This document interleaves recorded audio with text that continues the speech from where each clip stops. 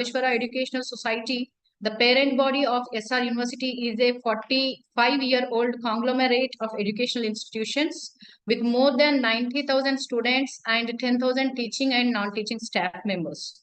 SR Educational Academy governs 95 educational institutions across Telangana and Andhra Pradesh. Our SR University campus is located in Anantasagar village of Hanmakonda near Hyderabad, Telangana. We have different schools at SR University like School of Computer Science and Artificial Intelligence, School of Engineering, School of Business, School of Agriculture, and School of Sciences and Humanities. We have different development centers as well, like Nest for Entrepreneurship in Science and Technology, Center for AI and Deep Learning, the Industry Institute Partnership Cell, and IBM Center of Excellence, and Microsoft iSpark Center. So, the Department of English is part of School of Sciences and Humanities, SR University. The teaching activity of the department is concentrated on the general skills of English language and guidance of PhD scholars.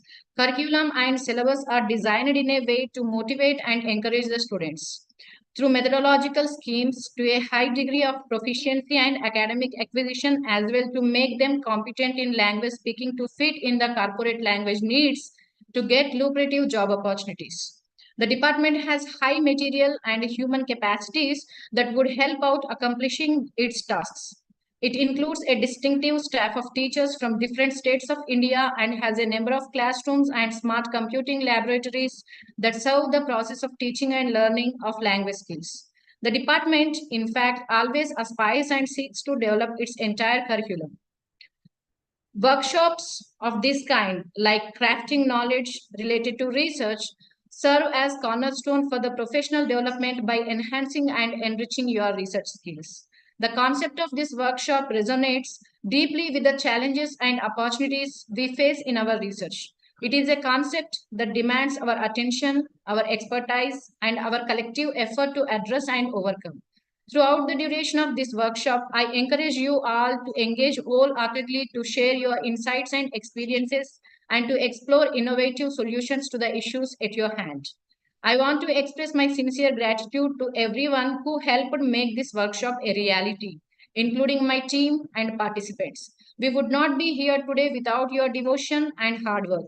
And I have no doubt that it will lead to an incredibly fulfilling and enlightening experience for all of us. Lastly, I hope everyone has a productive and entertaining workshop. I hope there will be enlightening conversations, significant connections, and life changing results. Once again, thank you for your involvement and all the best for the workshop. Thank you. Mr. Suraj? Yes, ma'am. Thank you very much for your message. Now, to call Dr. P. Teja, Assistant Dean Sciences and Humanities, to give her inaugural message. A very good afternoon, all of you present here. I congratulate the Department of English for conducting a week-long workshop. And this workshop, I hope all of you will be benefited, because now it's important for us, for the researchers, to know how important the academic writing is. It's transporting or translating your thoughts into knowledge, especially for the research scholars. You'll be writing a thesis, you'll be adding your knowledge to the existing knowledge. I hope all of you experience and benefit from this workshop. All the best to all of you, and congratulations to the Department of English. Thank you. Thank you very much, Dr. Teja. I hope participants will enjoy. So let me start introducing our today's guest speaker of the day. Today we have Dr. Kapil Sir. He is a renowned figure in the field of literature and oral narrative, folk literature, I would rather say. He has received his PhD degree from the English and Foreign University, Hyderabad, in the Department of Indian and World Literature. His doctoral thesis of oral narrative tradition of Maharashtra,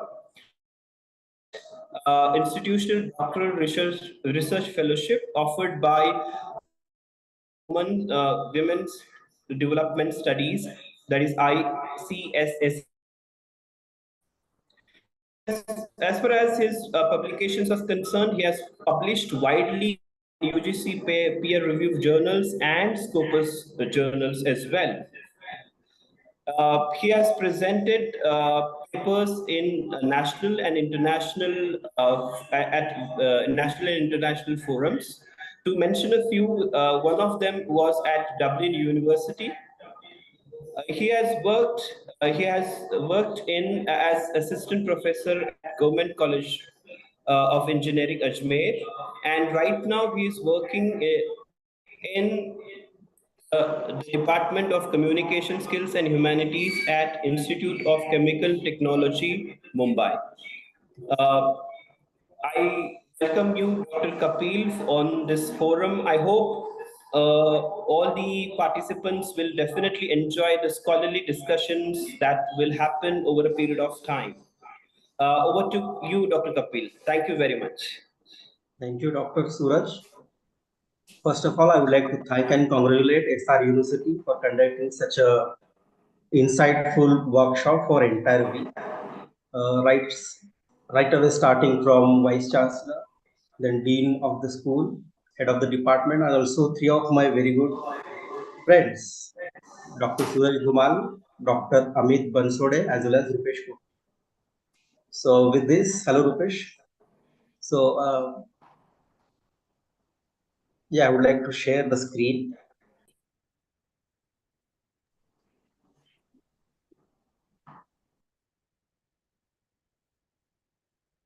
Can you see the screen?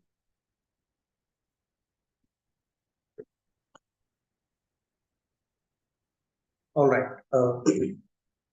Last week, Suraj and I were discussing what should be taken as the very first talk for this workshop. So we were thinking about, we were doing brainstorming what exactly to be taken. So we come up with an idea. Let us have a general information or general input related to how to do research in doctoral research, how to conduct or what kind of framework we can have as far as research is concerned. So so since then we started working on this, and then when I was preparing, I saw that it will be going beyond 2 hours. So I am limiting myself to 3 parts of this research. I'll take up the literature review, then how to conduct field work, plagiarism and references. Remember, these four parts are interrelated. We can be getting into this simultaneously. So therefore, I start how we are going to initiate the literature research in literature. So therefore, I decided to go with this four topic first. Later on, maybe one of the speakers, who is also my friend, Dr. Tushar, he will be dealing with how to design a research. So there, he might take up research methodology or designing research question or research objective as well as theoretical framework. So let us start with the way I'll start with the very basic things. Each parts how basic we can go. So if some of you could speak, it will be welcome. If not, then we can go ahead with this. So is it possible, Dr. Suraj, the participants to join when they can speak, right? No. They can't because it is like only host and co-host can join. But if you want, they can message you. All right, all right. Yes. If it is fine, then you can message or you can over the chat we can discuss. So my question first is it plus search as far as research is concerned? That is searching again, or is it more than that? We'll see a couple of messages we will take up.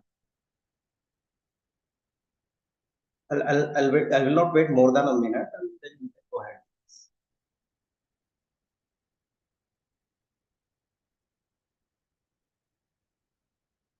I'm starting with very basic, what is research, then how to initiate research as far as doctoral research is concerned, then research in literature, how we are going to have it. So one of the participants said yes.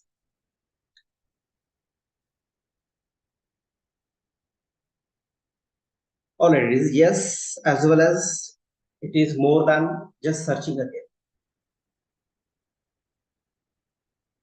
right? So research is a systematic investigation. Remember, it's a systematic investigation which increases the sum of knowledge in any field. I'm not just talking about literature, but in any field. This is also not just a systematic, but a meticulous search. Meticulous means looking at a very, very minute things, aspects as far as research is concerned. For instance, let us say I'm talking about the doctoral research. Let us say we are going to take or undertake research in Shakespearean plays. So it will be very vast. Within that, we need to again cut it short. We should be going towards, like, let us say, the tragic plays of Shakespeare. Then even again, this becomes a very vast. See, we are talking about the very minute things, picking up a very small things and then working on that, elaborating it, and focusing on that from various theoretical aspects we are going to talk about. So let us say within this, if we are talking about, then we can have, let us say, a Shakespearean fool from his tragedies or tragicomedies, or also we can talk about women characters in Shakespearean plays. If you take up such topic, then we can do a meticulous search of different materials that we find in journals, in books, as well as other publications. These carefully designed experiments are related with science. Remember, even if it is searching again, it should make an original contribution to the existing data and the knowledge. For instance, PhD students carry out extensive research into different fields of knowledge or study. Then what is doctoral research in literature? Means how we are going to initiate this. First, while starting with the doctoral research in literature, a few questions will arise, right? Questions, any kind of question is, what should I be doing? How should I be doing? What should be the topic? How I am going to investigate? So there are a number of means, why should I study this and not something else? So what we should do, take up those questions and start brainstorming with your supervisors to decide a particular topic. You can have a couple of or three to four topics, but you should be focusing on one topic later on. So once this brainstorming is done with the supervisor, so such brainstorming should lead to a couple of questions, like related to roadmap as well as direction. This means what exactly to be read. See, we have a topic now. After having after doing brainstorming with the supervisor, then there should be a few questions leading towards is what kind of books or what exactly I should be reading. That's the roadmap for your 2 to 3 years. Then in which direction we should be going, how our reading or thinking should be channelized. Then if once it is done, then what we should be reading, the prospective topic or the topics, as well as the related body of knowledge in that particular topic. Right? Topic can be the Shakespearean fool or women characters in Shakespearean plays. So within that, then that topic and related body of knowledge means what exactly the data we have, primary sources, secondary sources, what we have. So let us see how research in literature should be done. So first was about doctoral research, how we are going to approach, how we are going to initiate research, doctoral research in general as well as in literature. So research in literature is actually a systematic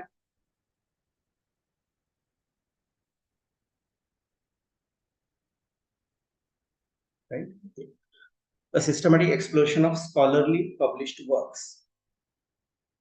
In literature, we mostly, most of the time, we talk about certain published work. We work on published work, and we do the research. For instance, Shakespearean Fool, then we have certain predefined data with us, or the research books related to it.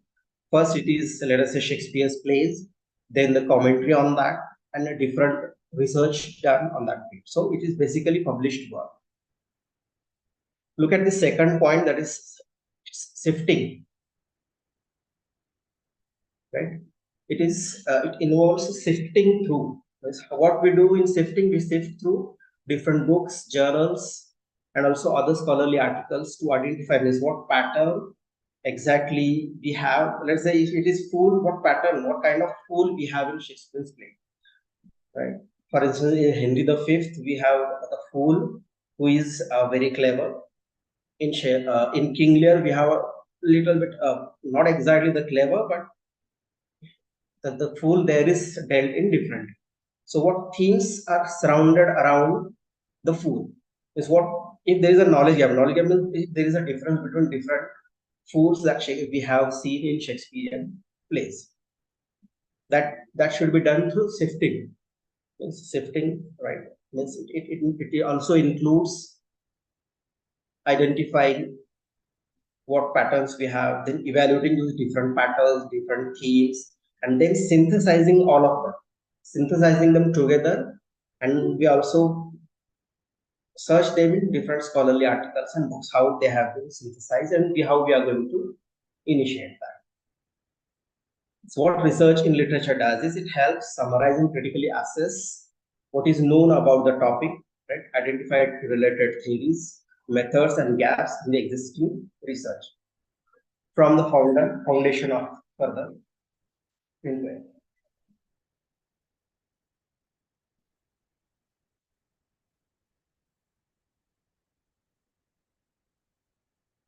So what is important for us as a doctoral research is spend a few months with your supervisor in brainstorming what exactly topic to be taken, and then we need to do sifting. At least 1 year you should be uh, spending while sifting. What will it do? That sifting will help us identify research gaps, frame research questions or objectives, also problems, prepare a theoretical frame for our own thesis or the doctoral research. We can also chalk out in each chapter what we are going to do, a rough outline. This will help by sifting through, and also in the end, the sifting will help us to work on our own chapter the way we have outlined, and then also we can start writing the chapters. So the question is how we are going to sift. Right? For that, we have a term called literature review. So this is the first aspect that I'm going to deal with. Remember, right? I'm starting with the basics, is how we are going to initiate our research. Right? First, sitting with the supervisor or even the students from PhD students from earlier batches. You can sit with them, you can talk to them, and you can do brainstorming, find out, come to a rough topic and a rough title, and also then we can go ahead with sifting through. And for that, we should have a literature. Literature review is sifting for us. So literature review, if we go with the general aspect, what it is just a summary of the published work in a field of study. If you go in a little deep into it, what is literature review is? It's a systematic and organized compilation and critical study of related body of knowledge. Yes. Earlier it was just summary, but now it is systematic and organized compilation. We compile, suppose we have different articles about what particular topic, right? Let's say Shakespearean food or Shakespearean women characters. So we have Shakespeare's plays, right? Different women characters we have. Then we have the secondary sources, such as some scholars who have worked on his plays and who have dealt with, if not directly, to some extent, about the women characters, right? For instance, again, if we go inside, if we are talking about Shakespearean women characters, we can take up Lady Macbeth. 4 tragedies, from each tragic, we will take up one such character. Let us say Lady Macbeth, who is supposed to be, who is, many scholars have said that she is the 4th witch in Macbeth. Also, we can talk about Goneril or Cordelia from King Lear, right? That will the other 2 characters also from Othello and Hamlet. So there, once we have decided that my topic or this is the general topic, and then we can do later on, but this is the topic, then my literature review. In my literature review, I will be doing systematic and organized compilation. I will compile the knowledge, I will compile the information, right, and do a critical study of it. Then if you go a little deeper into what is literature review, it surveys books, scholarly articles, and any other sources relevant to a particular issue, that research area of research or theory, and by doing so it provides a description, right, description, summary and critical evaluation of these works in relation to the research problem being investigated. And in the end, this is rather more comprehensive than all the other 3. This one directly says that it is not just summary, or it is not merely a summary or summarizing the sources. Instead, what it does, it analyzes the compiled information that we have, it synthesizes, and also it critically evaluates to provide a clear picture of the state of knowledge on the subject. Once you have a literature review, once you do a literature review, you will have a picture, in clear picture or general picture, means what is the state of knowledge, what knowledge you have now. Means suppose you have 100% of knowledge about something. Now what should be, what will be the addition as far as your research is concerned, what you are going to add into as new or original contribution will be in that particular field of study. So this literature review will give you that idea. So in general, what is literature review? It is the foundation of successful any research. It is the foundation. If you do research well, if you do literature review well, your research will be very, very successful. And that is, it is based on 2, that is summarizing and synthesizing, blend of both summarizing and synthesizing. What is summarizing? It is summarizing the historical background and recent development of the field of research. And what is synthesizing? Synthesizing is the systematic and systematic reorganization and reshuffling of the information to develop knowledge or reasoning or problem definition. So these 2 are the, means if it is literature review, we blend these, we summarize, at the same time we synthesize. Suppose there is a summarizing what is Shakespeare's women character and how different scholars, different critics have talked about those characters, right? We have that. Then what is the historical background of the times of Shakespeare when he decided to talk about such women characters, or what are the other sources that he approached, whether it was from Greek mythology he has taken or it is from the English background. So this gives you a general idea of what exactly the study of knowledge you have, what exactly the information you have. The base, it is literature is the basis or the foundation of your any research. So what purpose it serves, that we have dealt in the sifting through, right? First, it demonstrates familiarity. It makes you familiar with the available information, available data that you have or there is in that field.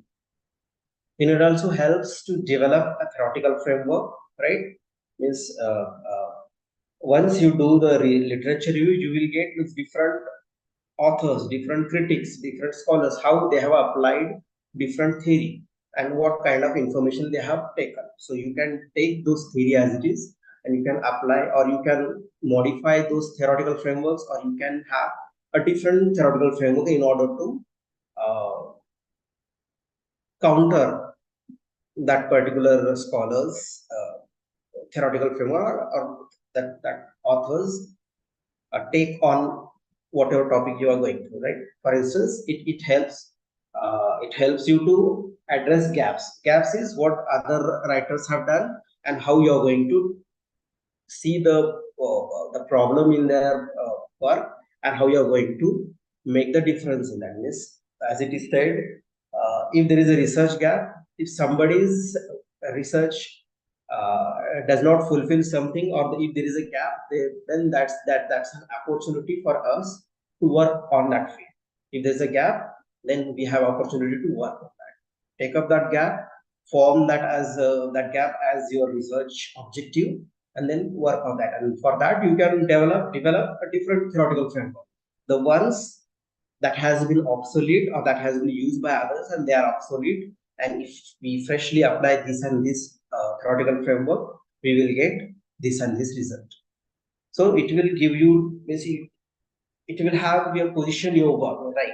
This is the information I have as far as my topic is concerned, and now from here I'm going to see what I want to do. So this is the platform, and I want to do this positions your work, right? And then the last purpose it serves is it helps you evaluate existing research, right? I mean, what is the current area? What is happening now? What is it demonstrates your knowledge of scholarly debates around your topic, right? If in the research gap, either you go for an original contribution, or you either take one of the sides, whether this is right or this is wrong. So when it is talking about adding an original information in the existing data, that doesn't mean only that you will be doing something innovative. Sometimes it is also falling into certain debate and then proving your point through different methods. So these are the 5 purposes literature review serves or help you. Therefore, literature review is important. So let us say there are different steps. 5 steps I will be telling you about. Right. First step is, once you have the literature books with you, once you are done with the literature review, what you should do is whatever information now you have, you develop an outline. Before diving into writing, create a rough outline which will help us organize our thoughts and structure our review effectively. Right? Now I have everything rough in different notebooks. I have written down those different notes. Now what I should do, I should develop an outline for my own literature review, which I will be including in my first thesis chapter. Second is study existing literature review. Once you have done the outline, then study the existing literature review. What it is, look at other research reviews in your topic. Suppose you go for your literature review, you go and visit some university and you see certain theses written in your area. So see how they have done the literature review. You study that existing literature review, right? And that will help you analyze how they have structured it and what key points they have covered. Right? This will give you some insight for your own first review, right? First draft of your own review. So for that purpose, first outline, then study existing literature review, so that accordingly you can also follow those points. Not one particular thesis, but different theses you should be following, and then making a comprehensive literature review. That is the first review. That is first draft of your review. Third point, this is very, very important. What happens is when we are writing, we start editing. What we should do instead is first write down whatever comes, start writing. Write that down on paper, right? Don't worry about editing or making it perfect. Once your first review is ready, first draft is ready, then we can go on revising and refining it. We can show that to a supervisor or also the seniors, and we can later on refine. First is right, then we will work on editing. Editing can be done in second and third draft. First draft is just write down, prepare outline, study existing data, means how others are doing literature review. Based on that, you start doing your literature review. Then first write down. Don't worry about editing or whether it is proofreading part can be done later on. Then the fourth step is, this is very important. If you cite when you are writing, if you provide references while writing your literature review, it will save a lot of time in the end, right? While preparing your own bibliography. So remember that insert citations whenever you are going along, whenever you are writing your literature review. If you do that right from the beginning, it will help you in the end. It will save you a lot of time at the time of compiling your bibliography. Then the last is, yeah, you seek feedback from those who are well versed in this topic and those who are not. That, fresh eye, fresh take will give you a new, it will catch different errors that we have and also provide valuable feedback. Errors can be related to the grammatical errors or it can be structural errors, right? So go for someone, ask a friend, or even you can go to your supervisor who or your seniors who are well versed in the topic, as well as someone who is not. So they'll give you their opinion, they will review your writing, then they'll give some feedback. See, these are the 5 steps writing the literature. What is the importance of literature review? It helps us examine and synthesize existing research on our topic, right? When we specifically go for particular area, suppose, again, I'm telling you that if it is female character or women characters of Shakespearean plays, again, if you're specific, right, it is very, very specific. Within that, what we are going to search, a psychological evolution or psychological or what kind of character they have, whether they were over ambitious, when it will help us to specify the purpose. It will help us to examine and synthesize, right? And we have done this, right, already. Remember, literature review, the most important part is it is the foundation of any research. If you do not have literature in front of you, literature means the knowledge of the field that you're going to work or the topic you're going to work, then it is not going to be helpful. If you have enough amount of literature review or the information with you, then your research will be very, very important, or it becomes very vital. Because my supervisor used to say that, Kapil, you have a lot of information with you and we can produce a couple of theses with this information. And the research scholar that worked with him earlier, he was a very good research scholar and his research was also excellent. But my supervisor used to tell that, okay, we could not have certain information about it, that's why we could not develop it little further. So, but in your case, you have a lot of literature review or you have a lot of information. So that way, if you have literature with you, the existing literature, and then what prospective literature you needed about the topic, then your research will be excellent. So it helps us identify gaps and it also validates our research, right? Crucial for validating the research. So what is the significance? Understands existing knowledge to build new research. Critical analysis, right? Enriches current theories. It guides further exploration in existing literature. It refines existing knowledge and it locates inconsistency. So here I'm going to stop as far as literature review is concerned. If there is any question related to this, we can take up now or in the end also. If you want, we can take up like 5 or 10 minutes question answer session on literature review. That will be good. Otherwise, participants uh, might not be able to recall. That's what. That's why I have divided my topic into 4 different parts. On each part, we can have a couple of questions. Yeah, fair enough. Fair. So, participants, please ask your questions related to literature review. You can post your questions in the chat box. Kapil, so you can take one by one. Yeah.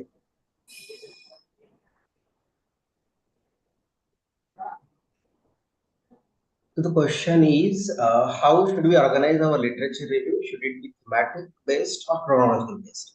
It depends, means what kind of research you are doing. And mostly it is always better if you go with the thematic way of organizing research, literature review. Why I'm saying this? Because it will help you later on to construct or have an outline for each chapter. Means if suppose see first chapter in literature is always about the introduction, then the literature review. Based on the literature review, how you have formulated your research question or research objective, right? Or then hypothesis, if any. Then it talks about the theoretical framework that we have applied based on the research, and then goes to the chapter wise synopsis, summary of each chapter. So if you go by thematic way, if you do or if you organize literature review on the basis of theme, it will help you further to write down your chapters. So better way is the thematic.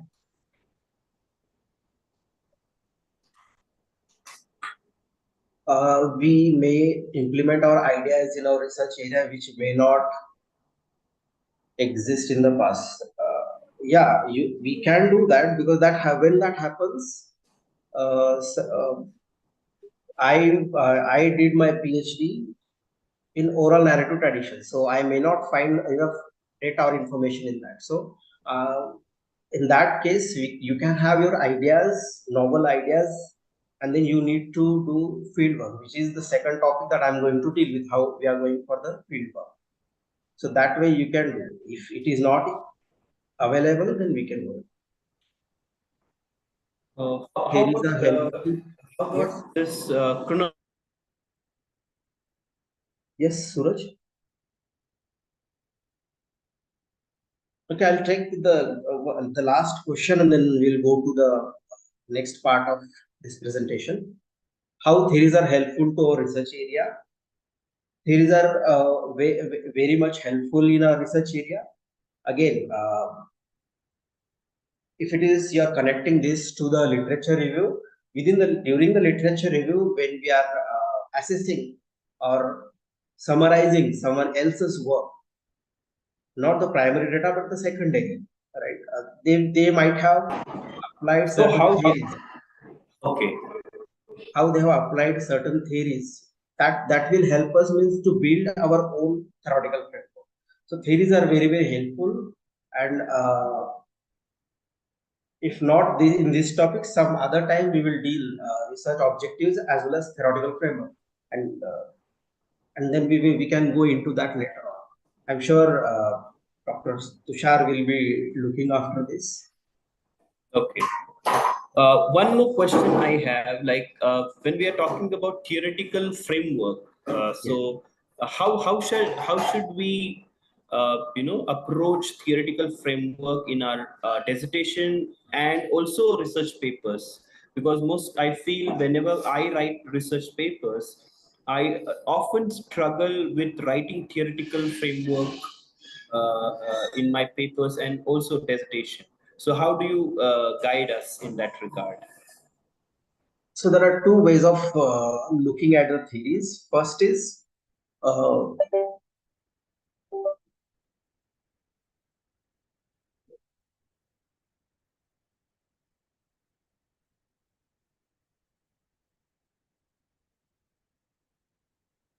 yeah. First is eclectic way of using theory. That is, different theories or one part of theory you can take up. Right. For instance, in my research, I have taken up theories related to Dalit studies. I have taken theories related to feminism. I have taken theories related to folk. So, or even cultural studies. So, these different theories you can apply in different chapters. And there is one way of doing is only one theory you can apply throughout your different research papers. It depends on the kind of thesis you are going to write. For instance, if it is Shakespearean, women characters, even here, not just one theory may not be sufficient. Feminism theory may not be enough. A feminist approach may not be enough to do justice. At the same time, we need to work on theories related to psychological theories of Sigmund Freud, or theories of others like Carl Jung. So these theories we need to apply. So these are two ways of applying it. And when it comes to how we are going to apply them, each first chapter is about general introduction of your entire thesis. Then the second chapter onwards, we will be taking up one particular theme, theories related to that, and how you are going to apply that into particular context.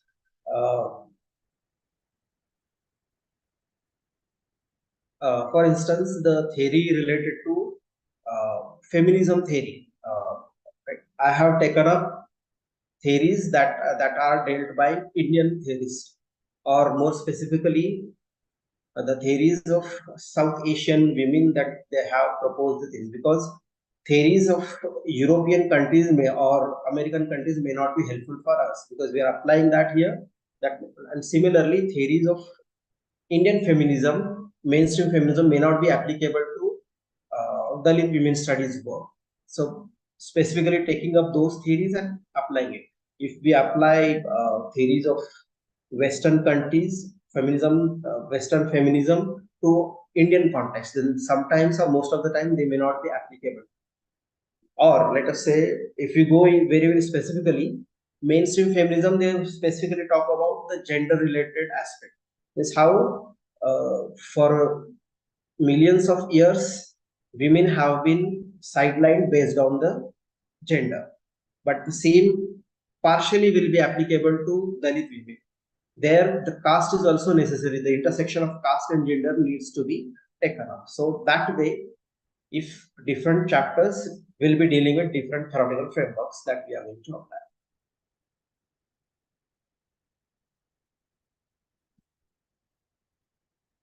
Dr. Suraj?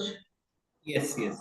Shall we go Others, ahead? yeah. I think we have not got any questions so far. Yeah, we have got theories are helpful to our research area. No, I did not get you. How one of the participants has asked question, how theories are helpful to our research area? Yeah, I dealt with this question. Yeah. This was the third question that I took, and then your question we did. Okay. We can proceed with the next part of your presentation.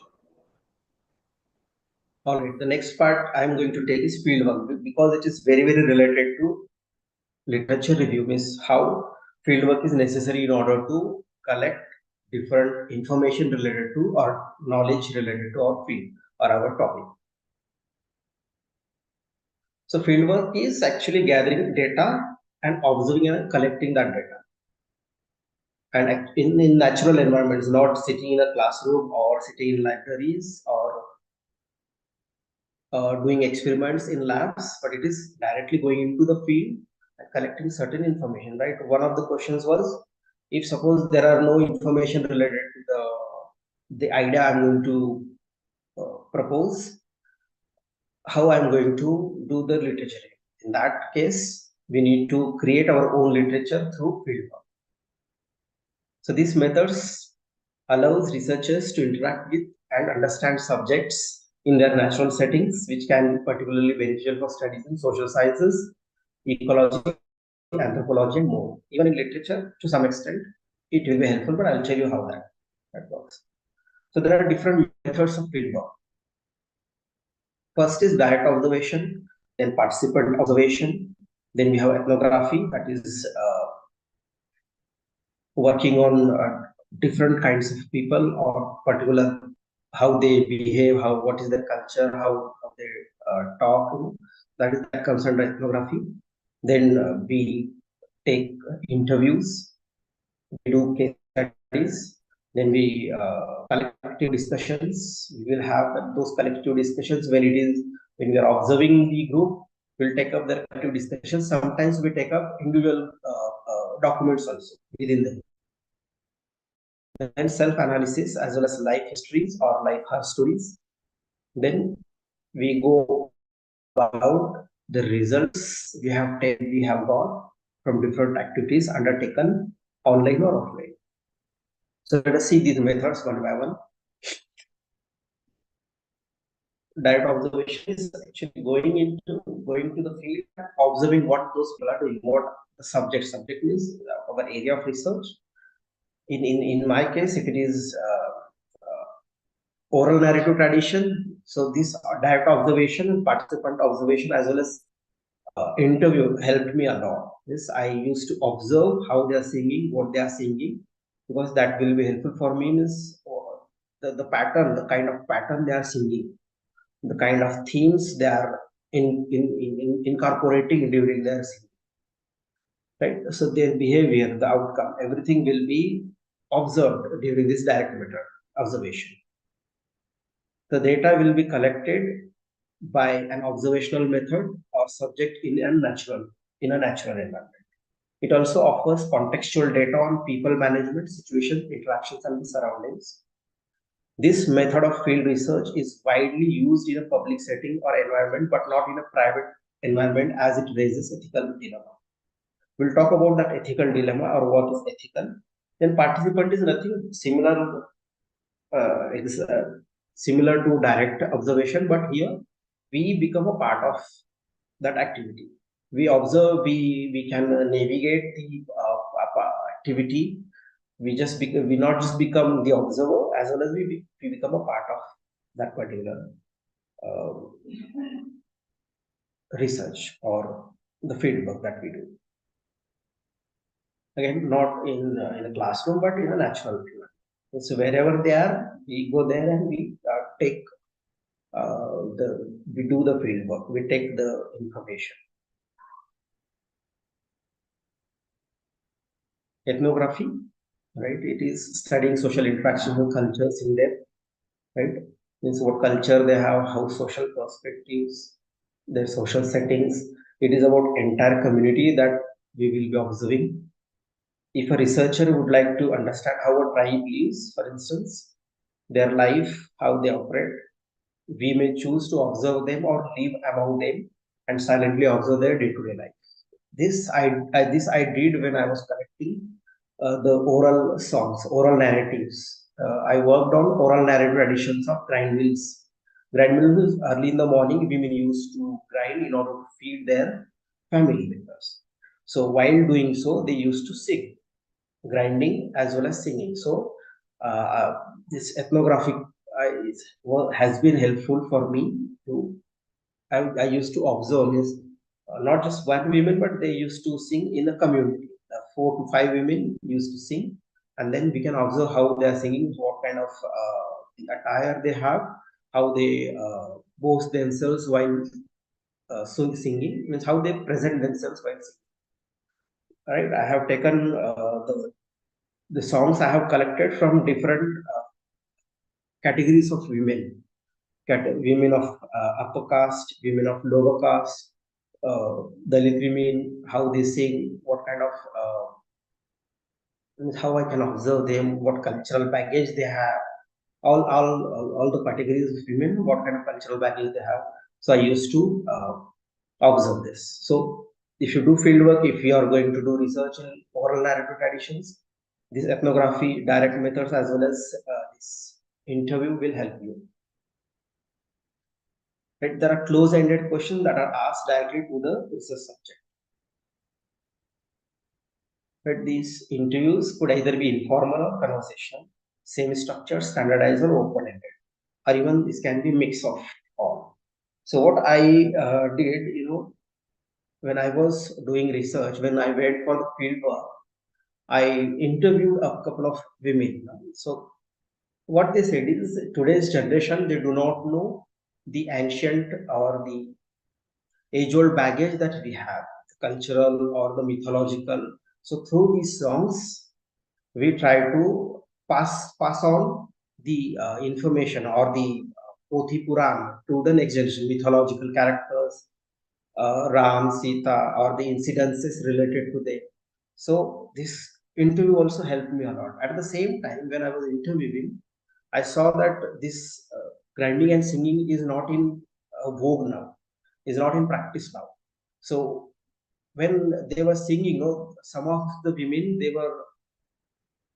uh, they were not, they could not finish the songs or the singing, and they were forgetting, and then every time they were saying that, I knew these songs, but I'm not able to recollect it now. So that means we can say that, as the advent of grinding machines we had across India.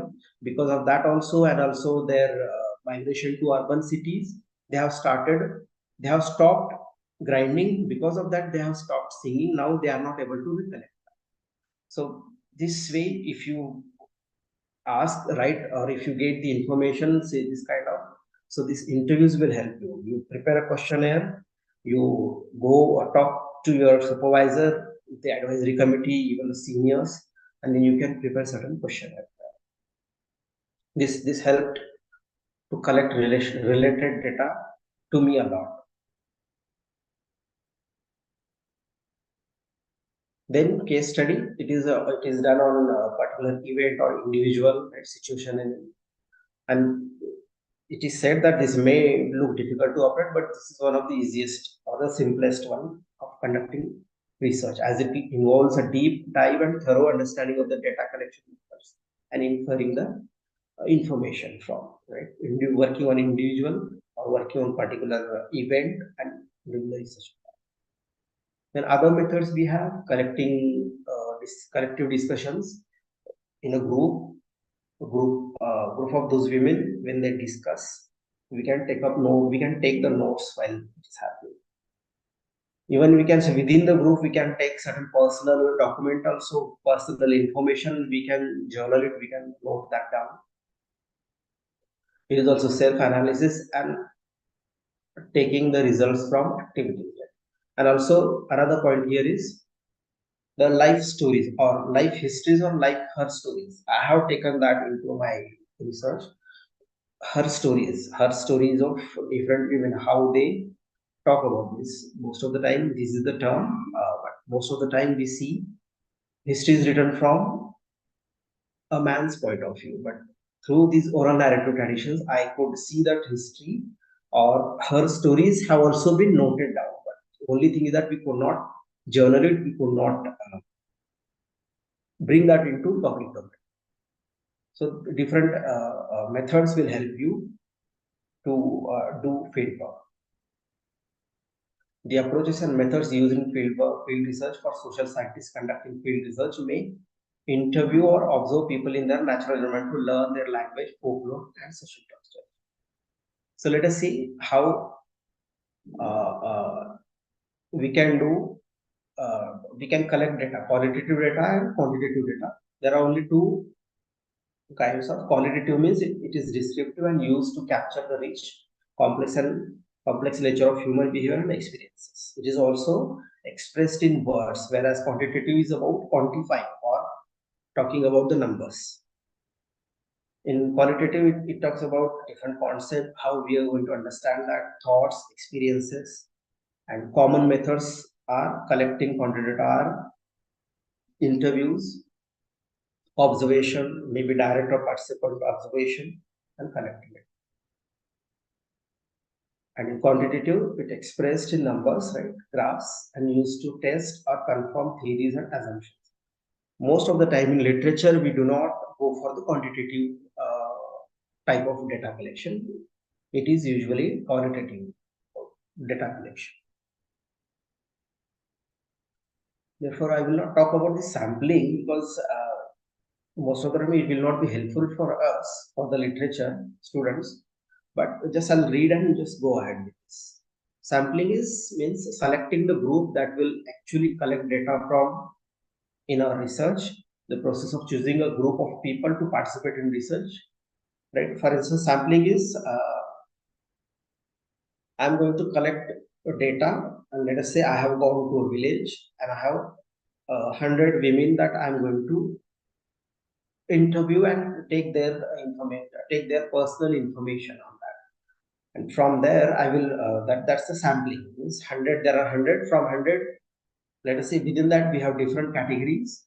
From those categories I will take up 1 or 2 or 10 or 100 or all of them for my study. Everyone's testimonials or everyone's what they have said in interview, I'm going to test it, I'm going to verify that, and then I'm going to include in that into my research. So that is sampling. There are different types of sampling: random sampling, stratified, systematic, and cluster. Right. Then again, quota sampling. There are other types of sampling we have.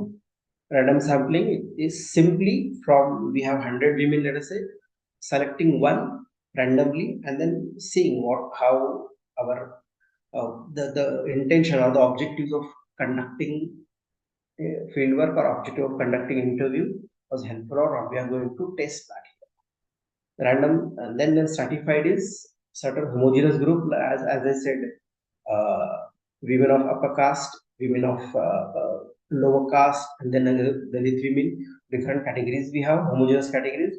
From there, we are going to take up particular women, a few women, and then we are going to test what hypothesis or the research questions that we have dealt with, or we are going to deal with.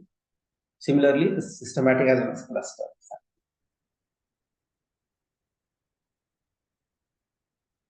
Right? Why should we conduct field research? First, to overcome lack of data. Once you do field work, we will get a lot of information with us. So we will not be short of any data or information. Then in order to understand the context of our study, why we are going to do this study.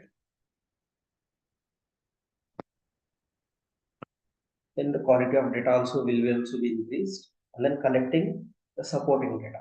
See, these are the few reasons that we conduct or collect the data or conduct field work. Field work in literature, pure literature, or the pure literature means not including oral literature. So field work in literature is largely includes library visits and searching books there, notes and thesis also, and thesis related to our field, and then jotting down different information from those thesis. Again, visiting the actual places. Some of my friends have gone directly to that place. Let's say if someone is doing research on Shakespeare, he or she can go to the place where he was born and where the Globe Theatre, where his plays have been staged. So these places we can visit, and also we can meet the authors, the authors who are alive, and also thinkers who are working in that field, also scholars. We can have interaction with the scholars and do the interview there. So this comes under fieldwork in literature. Largely it is library visits. So fieldwork can significantly enhance the depth and quality of literature works, whether they are fictional narratives or academic studies. So remember this. Okay, let us see now what are the different reasons fieldwork is good for or necessary in literature. It is for authenticity. With authentic information you can get, authentic location you can visit, authentic culture we can have. It will also inspire us. Suppose if we work on Shakespearean plays and we go and visit that place, that will also to some extent inspire us, and we can put those pictures in our thesis. That's what I also did. And also it helps to do research, for academic literature. Fieldwork is essential to gather primary data, right? If we do not have data related to the idea I'm going to develop, so if you do fieldwork, then you will get enough primary data and insights that going to support our research.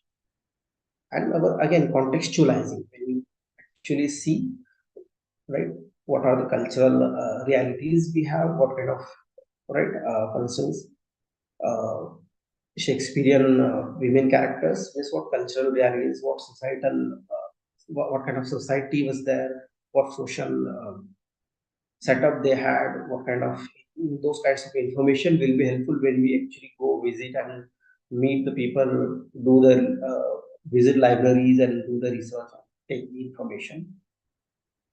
Then it will help. And then for the networking also, we visit libraries, we see different scholars writing, and then we can also go and visit those scholars, visit certain thinkers, can also meet the author itself, and then we can get the network of our own field. For instance, one of my friends is working on, she completed her research on petroleum or oil field or even food literature. So now she has got a group who is working on that field, and they have a group. They have created a group on Facebook, and she is very well in touch with them. And very soon she is going to visit, or she is going for the postdoc there, because this is one of the newest area which she is working. She worked, and she has that group has invited her to come and do research. So that way it will help us in networking, the library visit or the fieldwork. Fieldwork in oral narrative or oral narrative traditions, right? It is an integral part of it. Fieldwork connects theory and practice into understanding of the issue of creation, forms a poetic oral tradition. It will also help to get the information or insight into the authentic environment of oral work. It collects different folklore material for the process of changes in our one.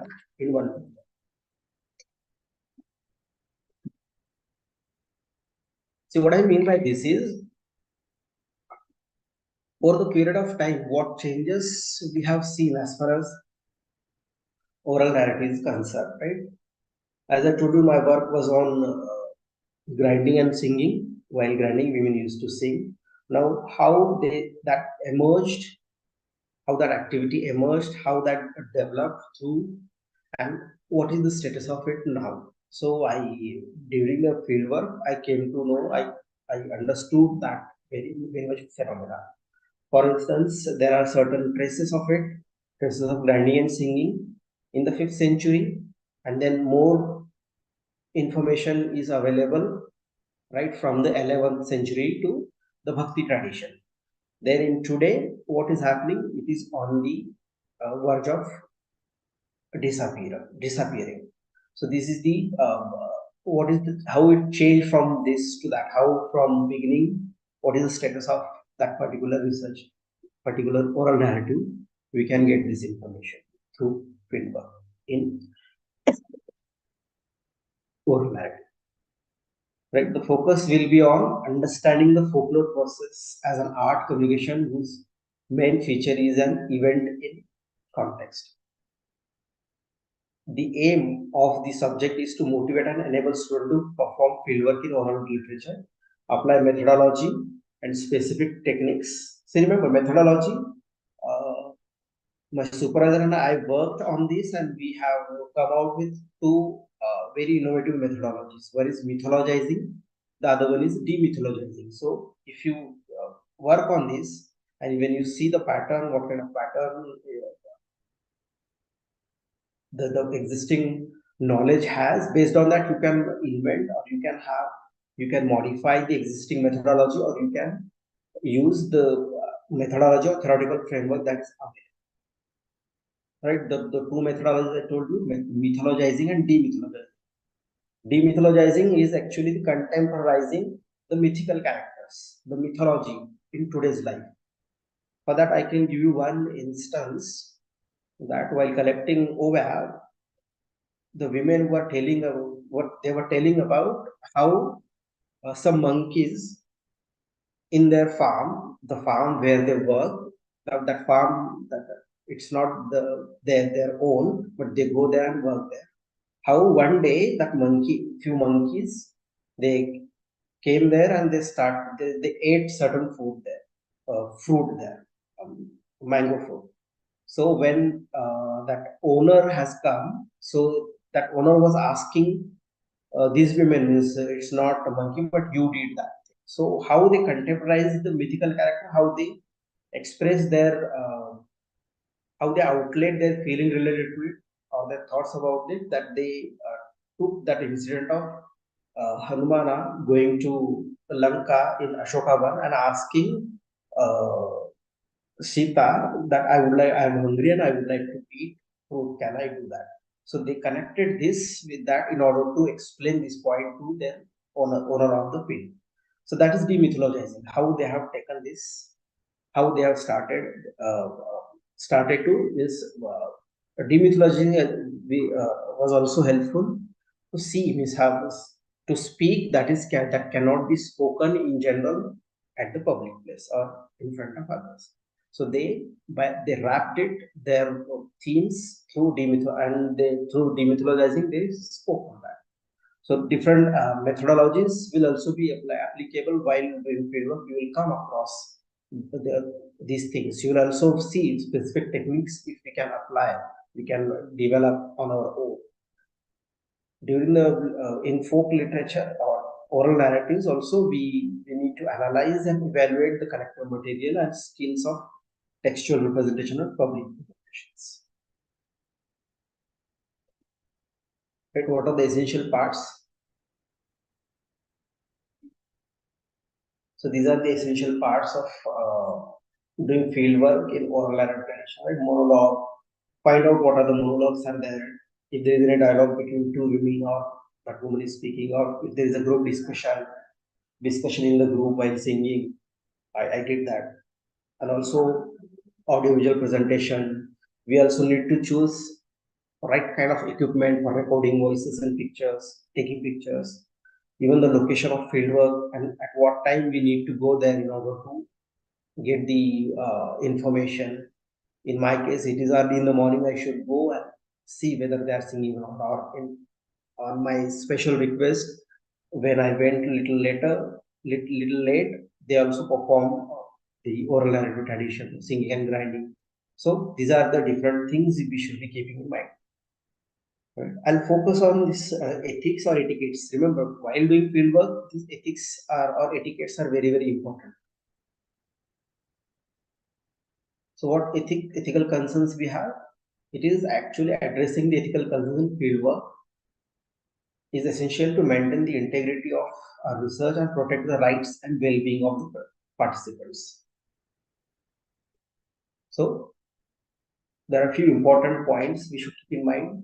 We need to inform or we should get the informed consent from the participant.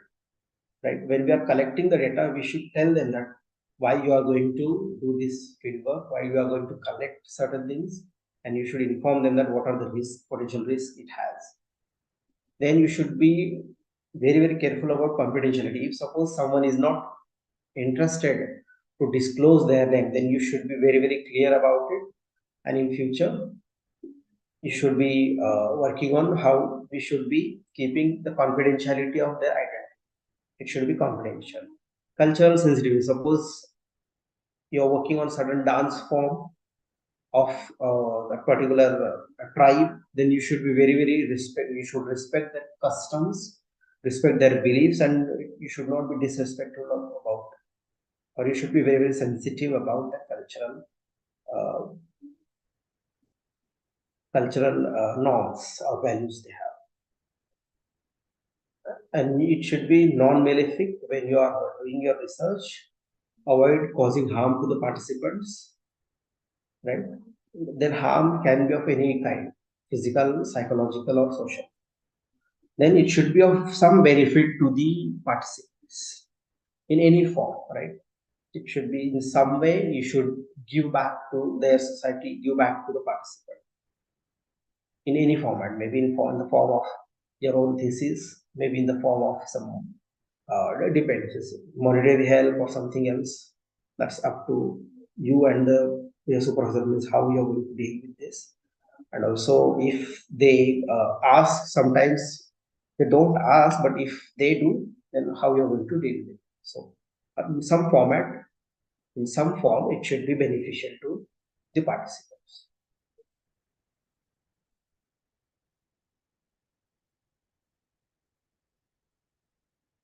Then you should be transparent.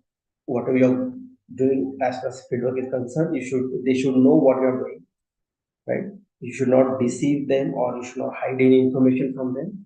And even it should be reciprocal, give and take, giving back to the society. And you should be accountable and you should be justifying why you are doing this. What is the purpose of collecting the data? And also seek peer reviews or adaptability to design. If ethical issues arise, the course of your work is how you should be prepared for that. So best way is to ask your supervisor how to get clearance from the ethical concerns.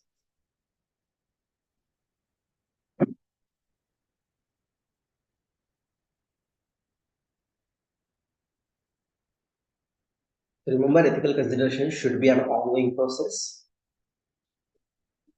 It's not just one-time click.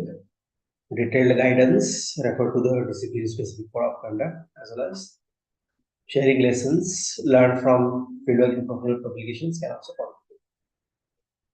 So the next topic is plagiarism. If there is any question related to fieldwork, we can take up, or else I will go to this part, plagiarism part.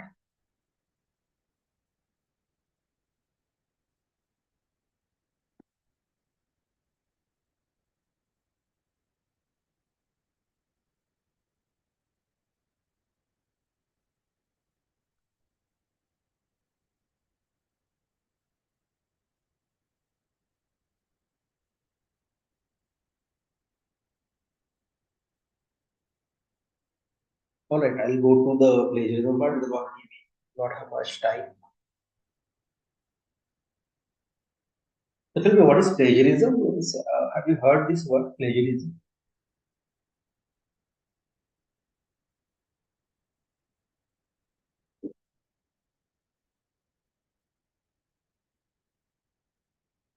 So do you know this Radhika Merchant? I'll see in her pre-wedding speech. You can see how it is similar to one of the scenes of a film.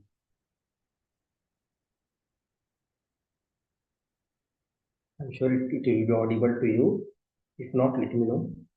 But you really find somebody to witness your life. Because we need a witness to our lives. There are over 1 billion people on this earth. And what does one life really mean? There's 1 billion people on the planet. I mean, what does any one life really mean? But when you find somebody to promise you to care about everything. In a marriage, you're promising to care about everything. The good, the bad, the beautiful, the bold, the sad, the mundane. The good things, the bad things, the terrible things, the mundane things. All of it, all the time, every day. You say, I will see you every day. You're saying your life will not go unnoticed because I will notice it.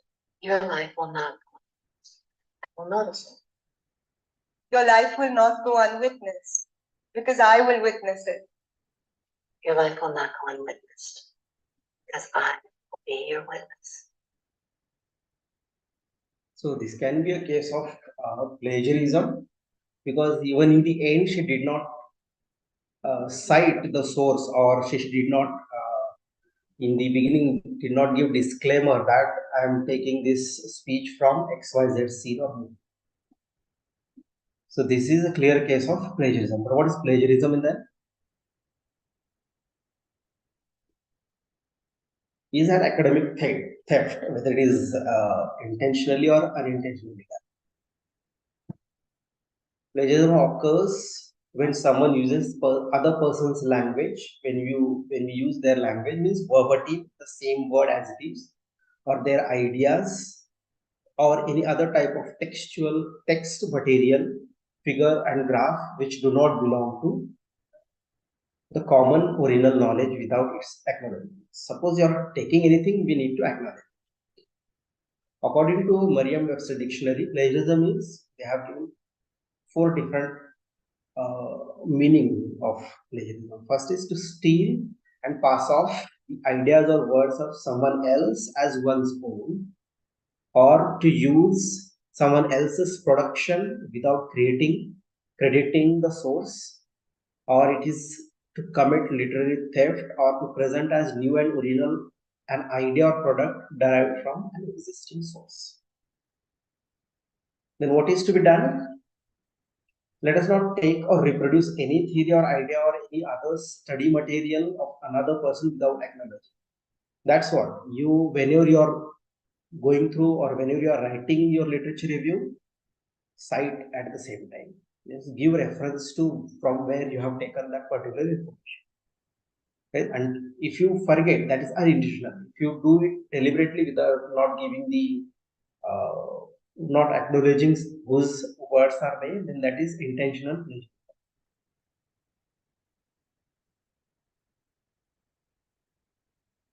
So right nowadays it is very easy to download the information and then use it partially or fully in our own work. We must understand that academic writing demands zero tolerance towards plagiarism and that it is a criminal offense to steal the work of another person.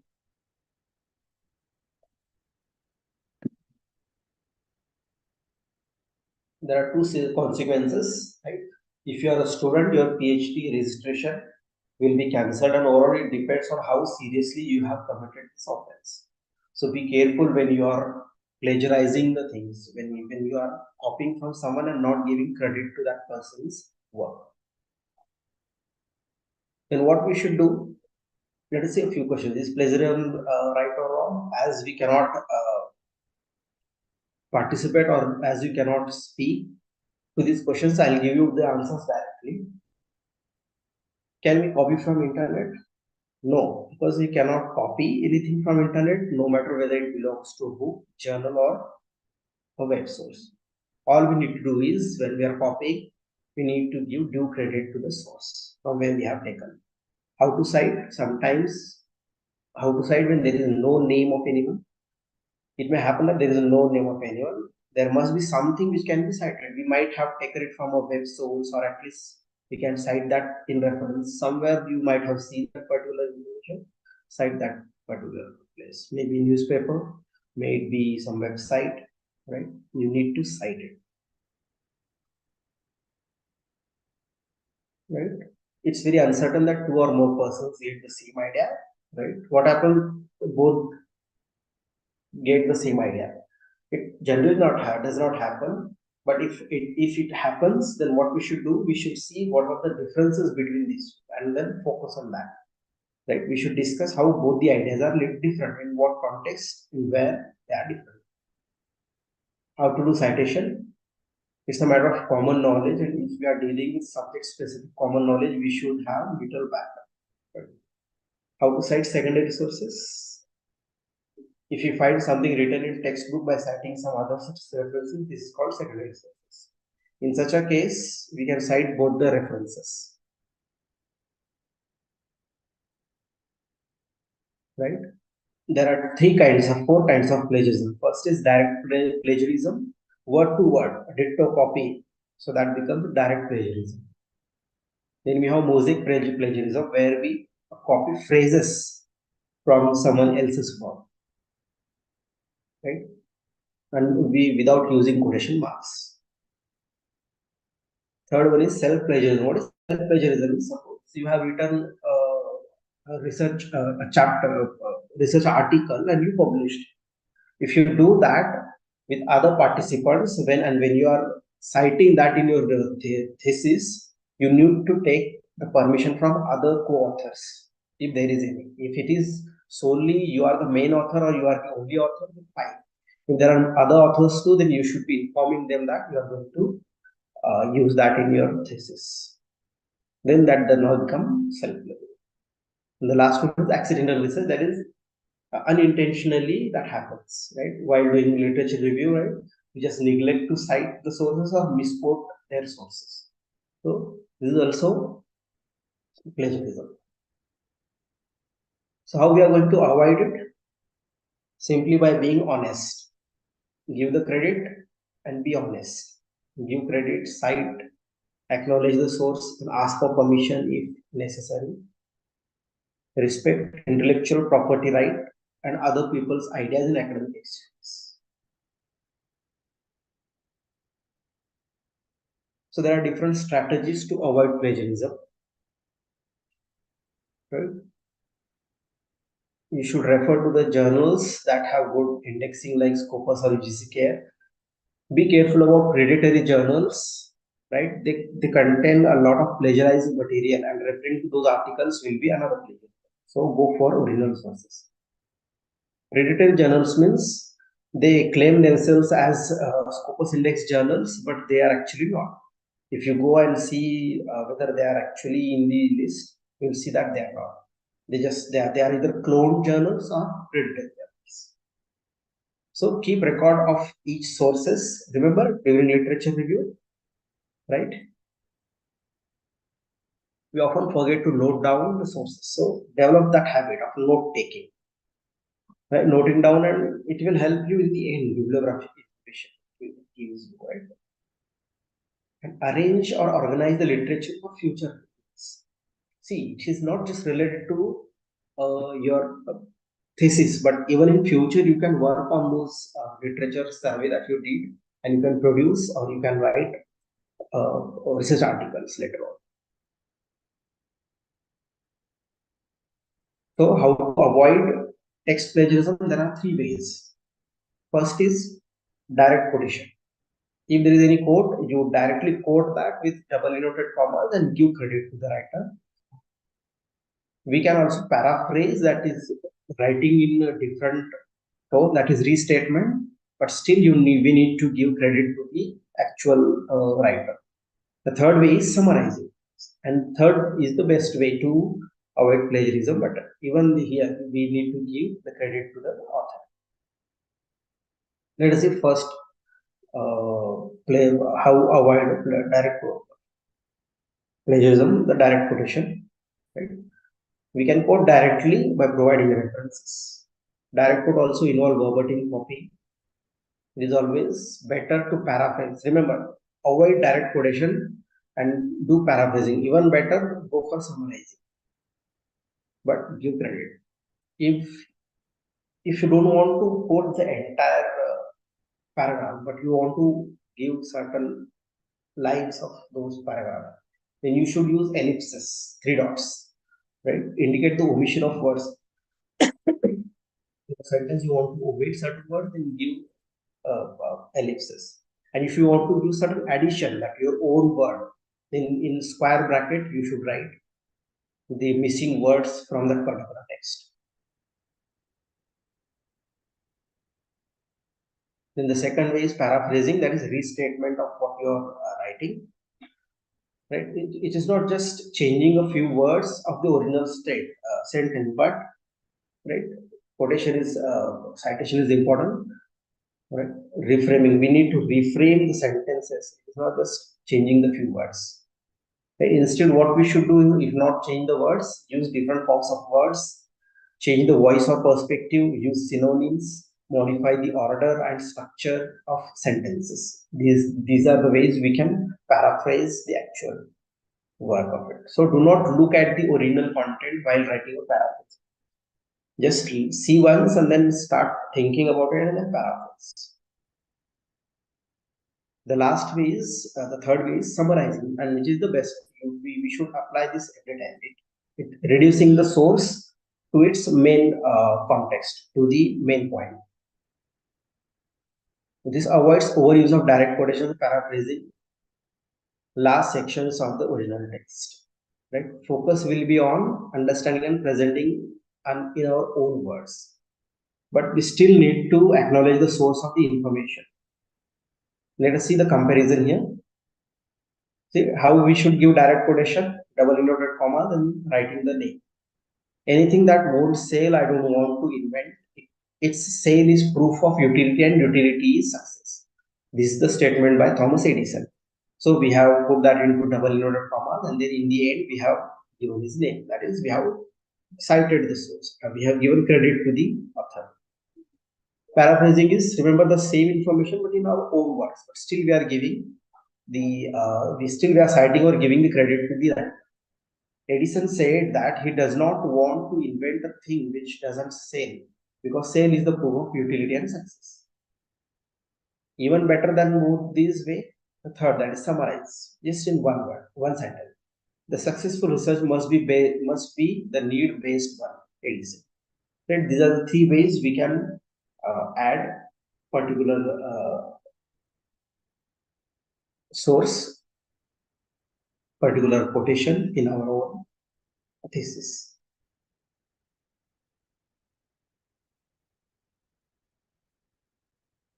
So this is the takeaway. Right? While reviewing literature, we search books, review articles, thesis, conference papers. We also take care of plagiarism by being honest, and also we avoid plagiarism if there is any by giving direct quotations, by paraphrasing, summarizing. If there is any question, we can take up, or else I'll go to the next section if we have enough time to go ahead.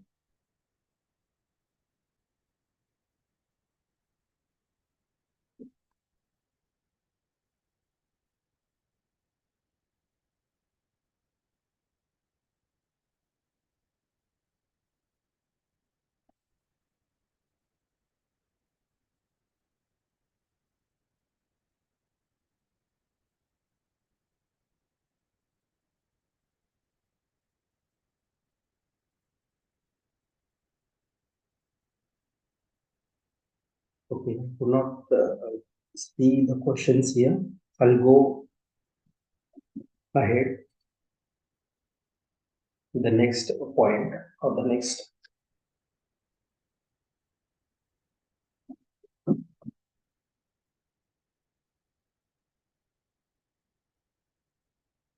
Right. The next topic is references or citations. But before we go there, we should know what is primary source, what is secondary source, what is tertiary source. Right? While doing research, literature review, or avoiding plagiarism, we must cite the text we are referring to. Right? How they are connected. See. So we do so in a proper manner and systematically by following a particular referencing or citation style. However, before getting into references, let us see what are the different categories of sources we have. There are these three categories of sources: primary source, secondary source, and tertiary source. Primary source is actual. How can I hide this part? Okay. The literary work that is being read or analyzed, that is actual work of what we are doing. For instance, if Shakespearean plays or the women characters in Shakespearean plays, in the actual plays, that is four tragedies by Shakespeare: Macbeth, reading original Macbeth,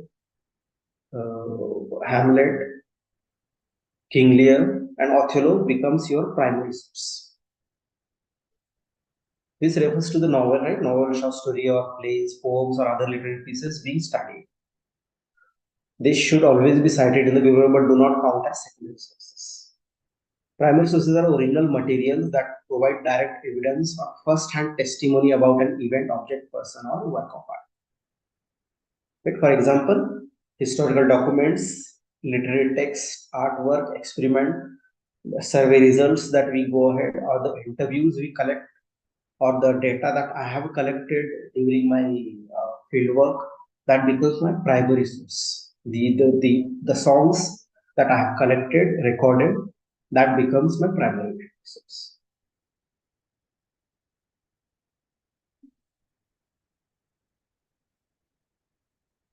Right? There are different examples of primary sources: personal or professional correspondence, professional papers, diaries and memoirs, manuscripts or autobiographies, political documents, artifacts, photographs, other images, work of art and literature, interviews or oral histories, speeches, as well as newspaper, magazine articles when written at the time of an event. Right? Suppose you are working on the literature of 18th century, 17th century, then you can see certain newspaper articles they refer to, or the certain magazines related to that particular field. Right. One of my friend was working on translations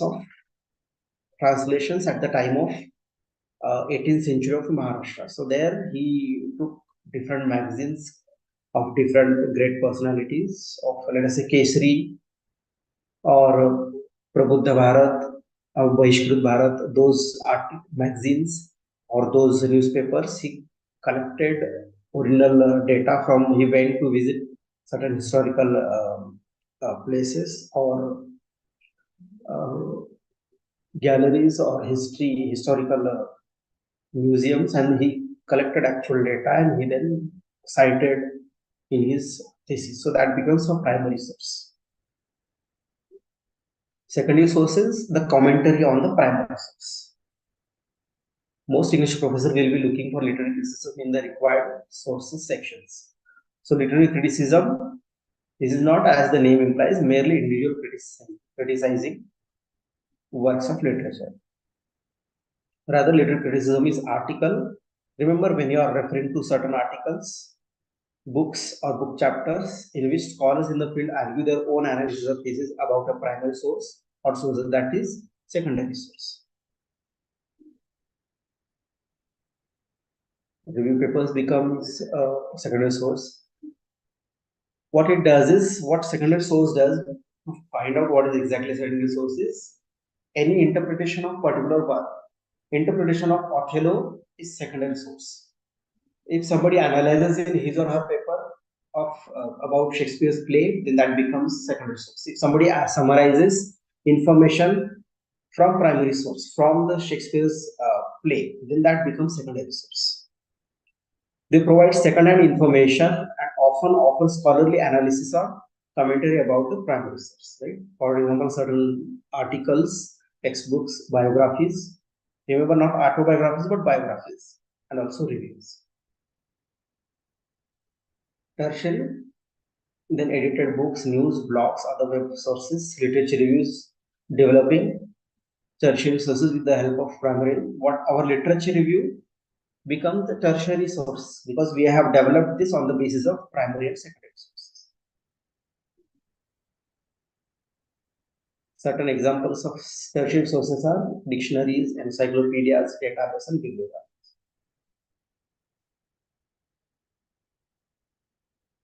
So we'll go to how we are going to do citation and referencing.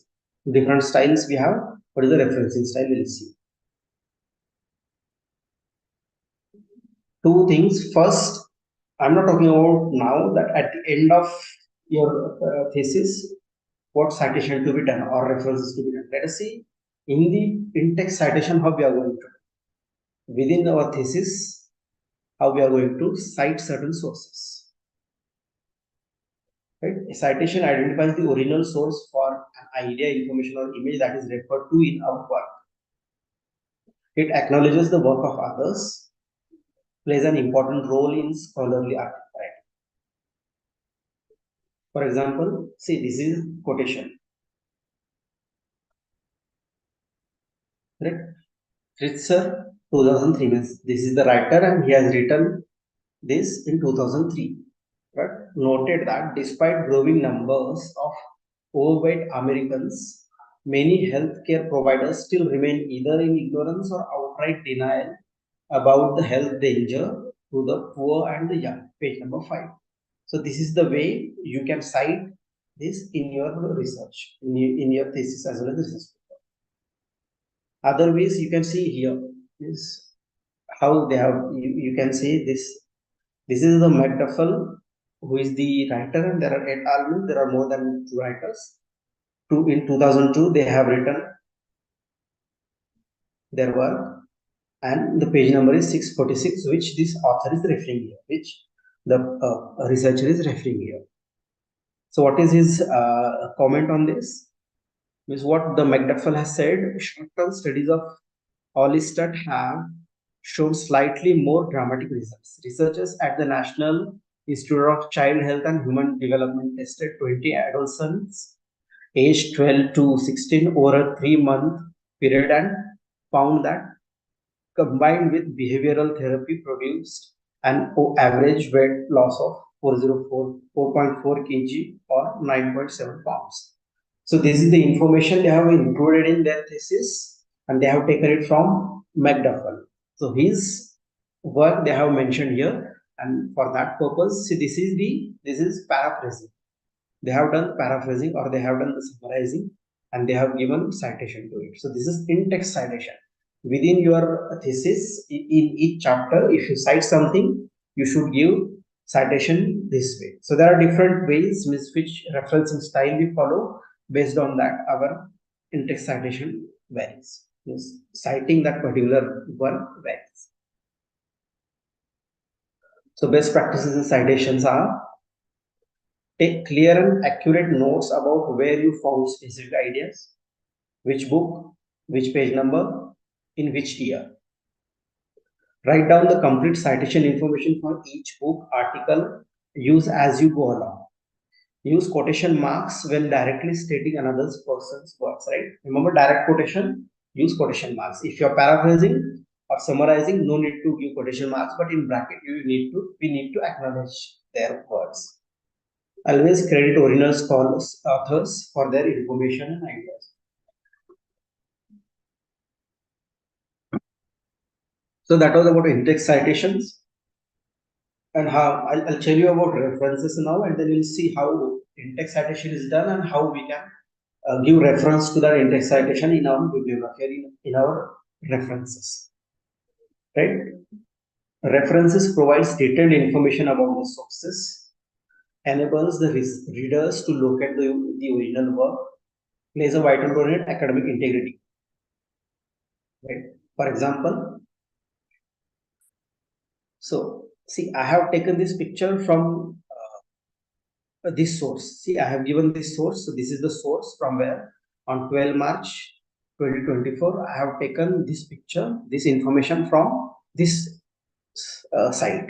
So I have given link of this site, and then when I searched this and when I downloaded this, I have given this. This is the way you can give credit to the source. So example of references that we do in the in-text, I'm not talking now.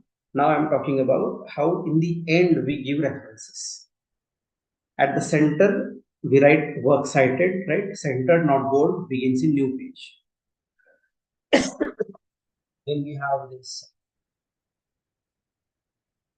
what we call it, header, right? Means Coleman is the writer of this entire research paper or the thesis. So this is the surname. If suppose I am writing this entire this references page, I will write Sagrolikar, then page number. If it is 21 page number or 200 page number, that way I will write. So last name and page number of in that serial number. This is the page number, right? Page number 1, introduction, page number 2, introduction, page number 3, chapter 1, chapter 2, that way the last page number. Then we write throughout our research, we write this. So we give header, right? This is the, then how it started, journal article. So what is the journal article? Journal article is the impact of mindfulness meditation on stress. This is the article. This is the journal article. Then online sources, right? First we write the name of the person, surname, and then comma. This is the MLA citation style, which in literature we follow. So this is the just example I am giving you how the last page works. We arrange that in alphabetical order, right? And then the writing style will be 12-point font. The font size will be 12 times New Roman font name.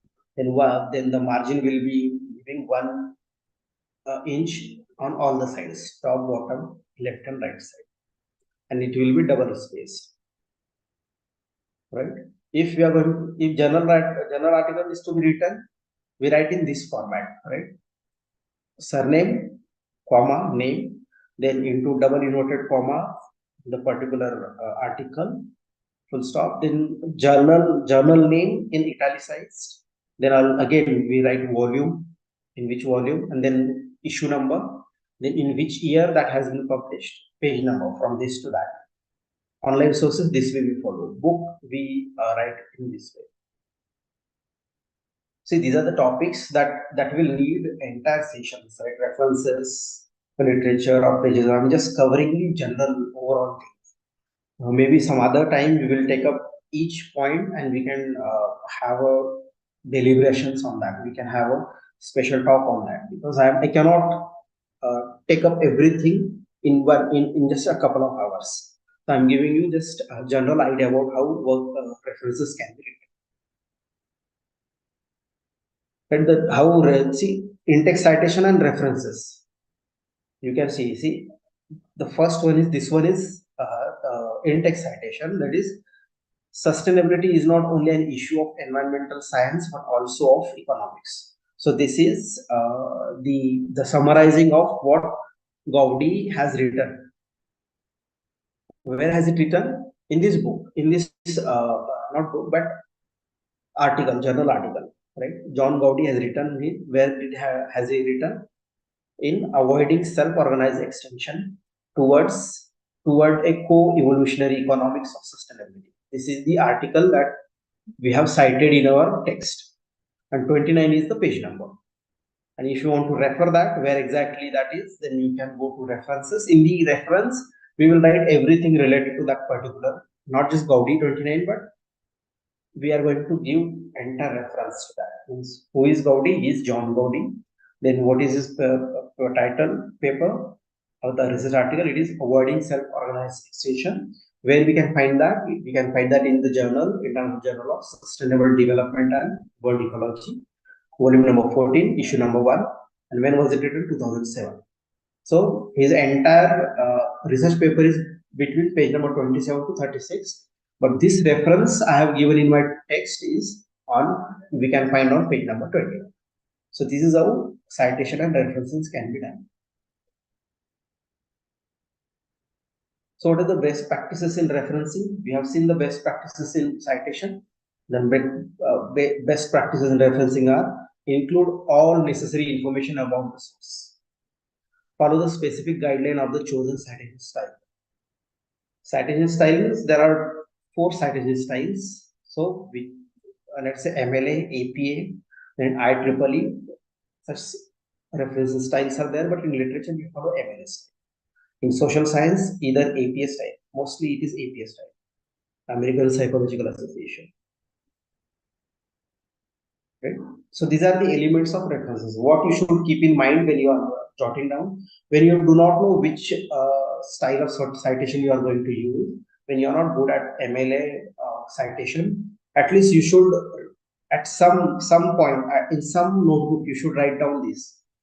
Whichever book you are referring to, whichever article you are referring to, write down author name, who is the author, when it happened, date, that is year, then what is the title of his or her work, then where you can find what is the source, particular journal, place, that particular place, right? Journal and place. At least this much amount, this much information you should write down, right? For example, see, we have author, who is author? Brookfield Stephen Brookfield. Then the title, what is the title? Becoming a critically reflective teacher. Then the place, right? Place and the public source, right? San Francisco. What is the source of the publication house? Josie Bass. The date is 1995. So these many elements, if you have, later on when you actually start looking at the MLA citation or any other citations, you can simply put those information in this format. So at least you should have, during your literature review, at least you should write down somewhere in some other notebook, right? Author name, date, title, source and place. So that when in the end, when you actually start giving references, start writing references, it will be very easier for you to find out. Let us see the difference between citation and references. Citation, a specific source that is mentioned in the body of the work. Reference is a list of sources mentioned at the end of the work. Citation includes the name of the author and publication date or page number. Reference include everything, right? More information like author, the title of the book, publication date or page number, whether it is available in print media or whether it is available online or print. Right? Citation found in the body of the work, references at the end of the work. So this is the difference between these two. So I still have time, right? I can get another 15 minutes to complete this.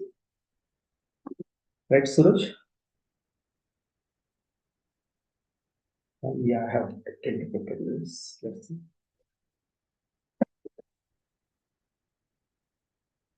Now let us see common citation styles. These 4 are common citation styles. MLA, that we usually follow in English or literature or in literary studies. As I said, in social sciences, AP style is followed. In history, art, philosophy, Chicago style is followed. In engineering or science, basically in engineering field, IEEE, or even in science field, IEEE citation style will be followed. Let us see the MLA style. See, I have taken this from, see, if you do not if you don't know what exactly the citation, first thing you should have that MLA citation book, latest edition. And then if you want to go for specific information, you click on this URL, this link. It will, that is Purdue OWL. It will take you to the site where you can see different kinds of citations. It will compare what is APS style, what is how to write citations in APS style, how to write citations in MLA style, right? Sometimes even in literature, we will be writing paper and publishing it in some journals. They will ask us not the MLA citation style, but AP citation styles. At that time, this link will be helpful. Purdue, you can write it down if you wish to, so that this in future it will be helpful for you. Just go in the evening, search, you will find different citations, how you can compare this when you are writing actually. But first thing, if your research is in literature or oral narrative traditions, have MLA citation book, latest version, and try to read that. So this is the example of as per MLA citation in text or parenthetical citations. What is parenthetical is?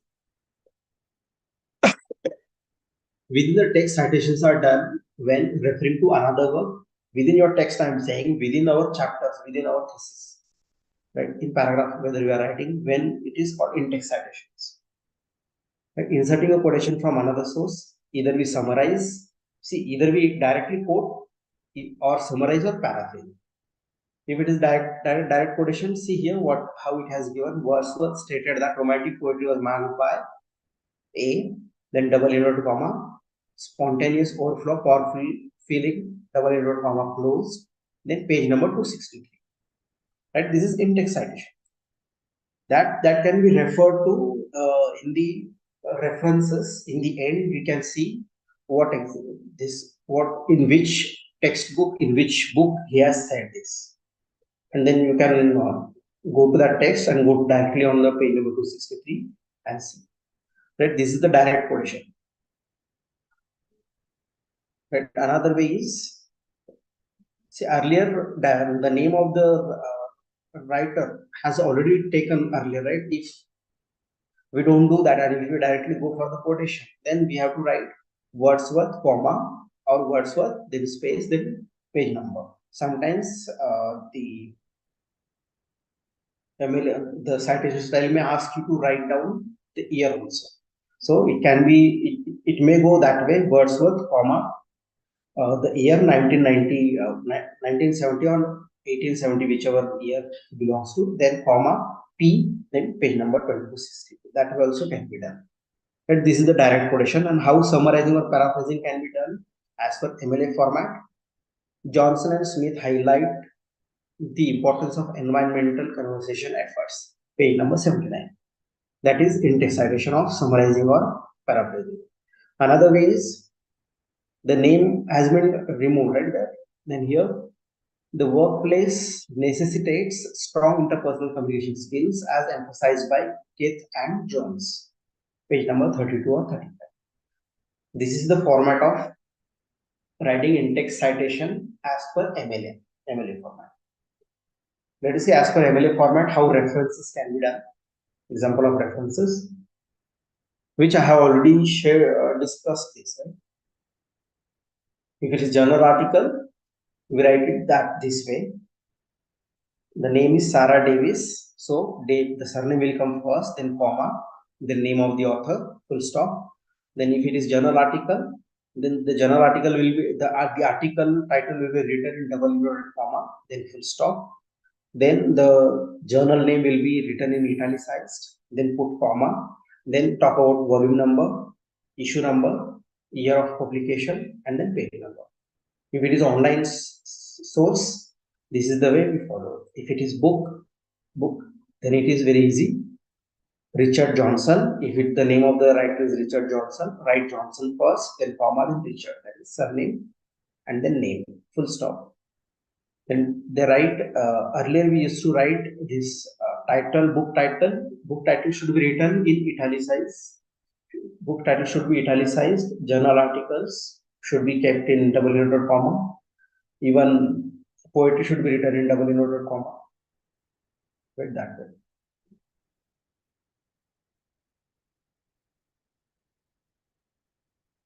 So these are the core elements of works cited entries, right? See the first one. This is title of the source. Use quotation mark if the source is part of a larger work, a chapter of a book, or web page, or a journal article. Then the title of the page should be italicized. Use italics if the source is a self-contained whole, that is entire book. If you are citing here, italicize it. Then comes right here the first author. Invert the author's name. Invert means write first surname, right, and then the name. If there are two authors, add the second author's first author, surname and name, right, comma, full stop. Then the don't put full stop after first author. Then the second author's name should be written in not in the format that surname and name, but directly name and surname. Third author again, comma, name, surname. Only first author will be written surname, comma, name. If there is a second, third, fourth author, then write second author. If there is more than see for first author, write surname, comma, name, full stop. Right. If there are two authors, write first author as surname and name, put comma, then second author's name directly without surname and name. Write first name and then surname.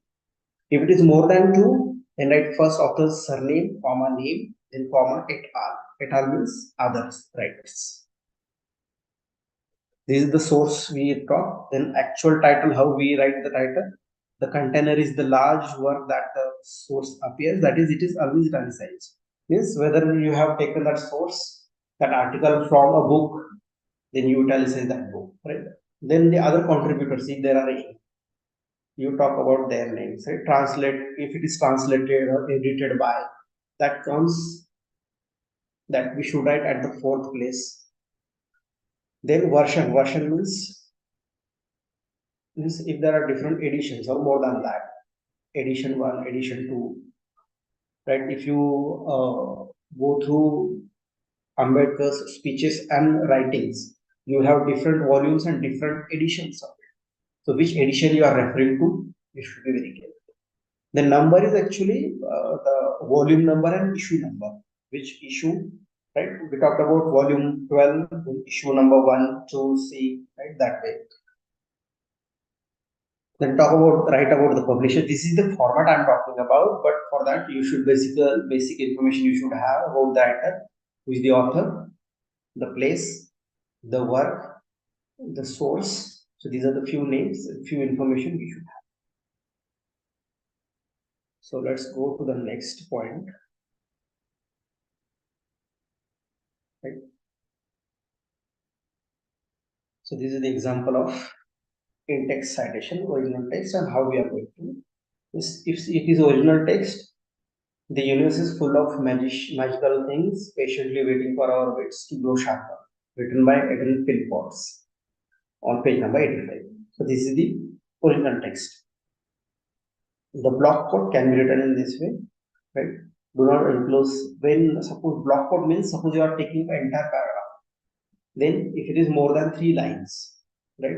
Then you should indent the entire paragraph. But when we are quoting, we are not going to write in double inverted commas. Right? Block quotes should be used sparingly and only for longer passages that are four or more lines in length, right? Or 40. See, this is the source. You can go and check this information, right? So they talk about the MLA style of writing. Yeah. So here I am ending my talk here. So if there are any questions or any discussion, we can have. Yes. Questions, please. Those who have any questions, please put it in the chat box, and we will, have discussion on these questions.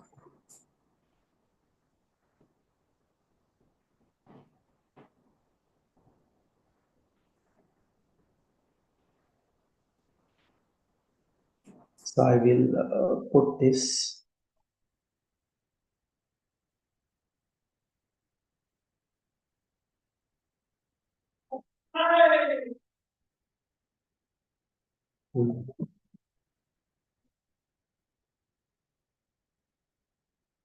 Yes, that works, right.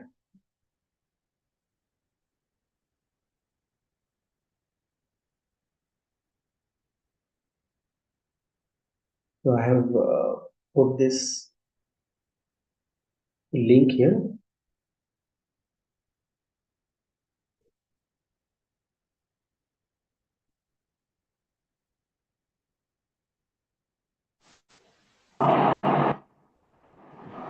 You hear me? Yes. So, we have one question from the chat box. Yeah. Which Whether question? the data from AI tools come under plagiarism? Does Yes, yes. Everything that we copy from any sources come under plagiarism unless and until you give credit to that. So giving credit is important. Even if you have taken that from AI tool, give credit to that. Refer to that web page, refer to the date when you did, and if that page is of someone else.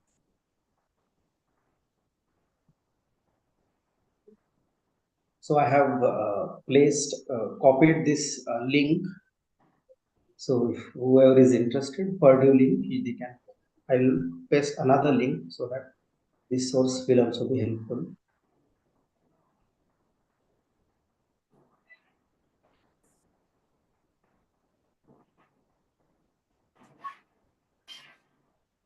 okay, any other questions from participants?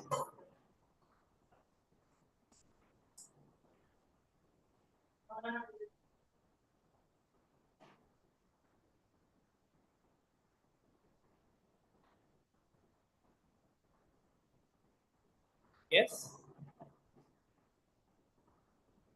Okay, so let's wind up this session because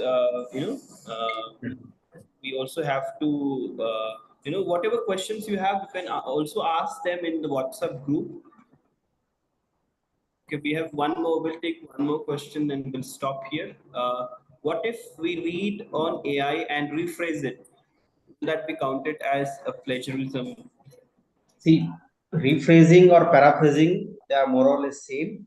So whether you rephrase, paraphrase, summarize, or quote it directly, that comes under plagiarism unless and until you give credit to the person or the source. Giving credit is very, very important. If you don't, then that will be counted as plagiarism.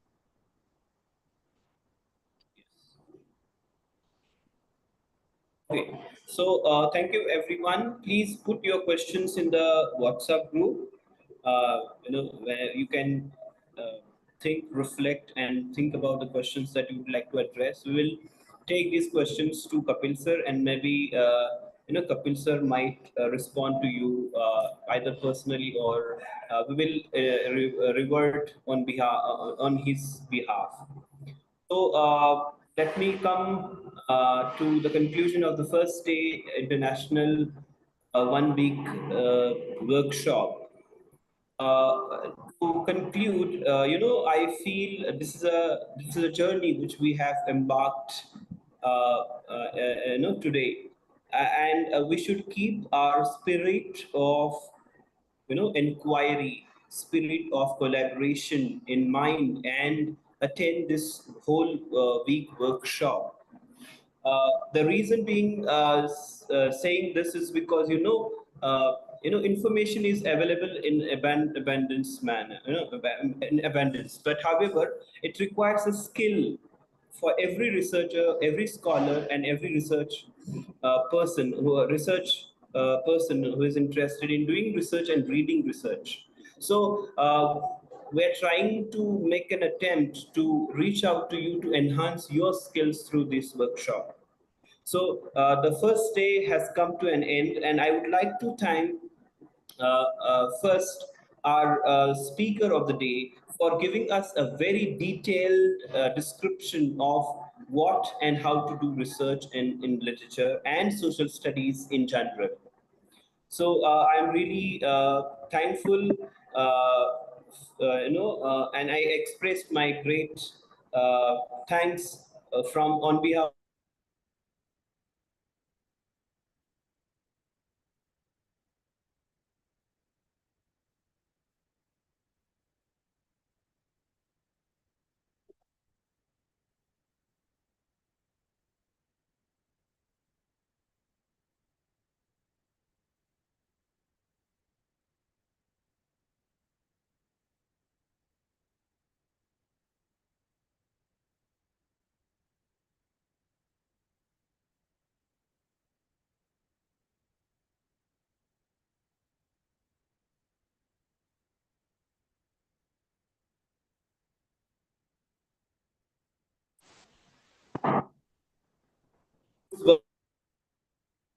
issue is working day and night, on various issues that we have to address and all.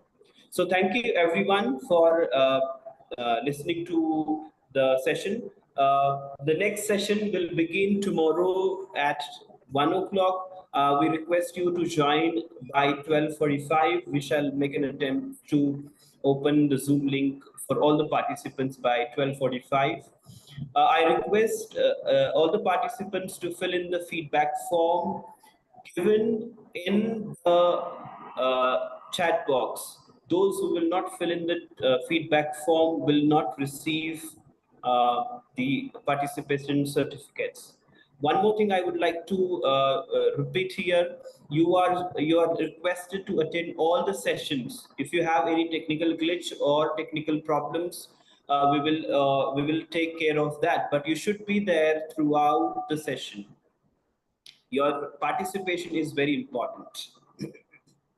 Uh, yes, the link is in the chat box. Okay, and don't worry, we will share Sir's PowerPoint presentation with you all. Okay, so after the presentation, we'll request him to share the presentation that he has made, and you will definitely get that in the WhatsApp group. Don't worry about the PowerPoint. He will definitely give you. Okay. We will also share the same uh, feedback link in the WhatsApp group. Those who are unable to get access, and I'll also share it again. Give me a second or so.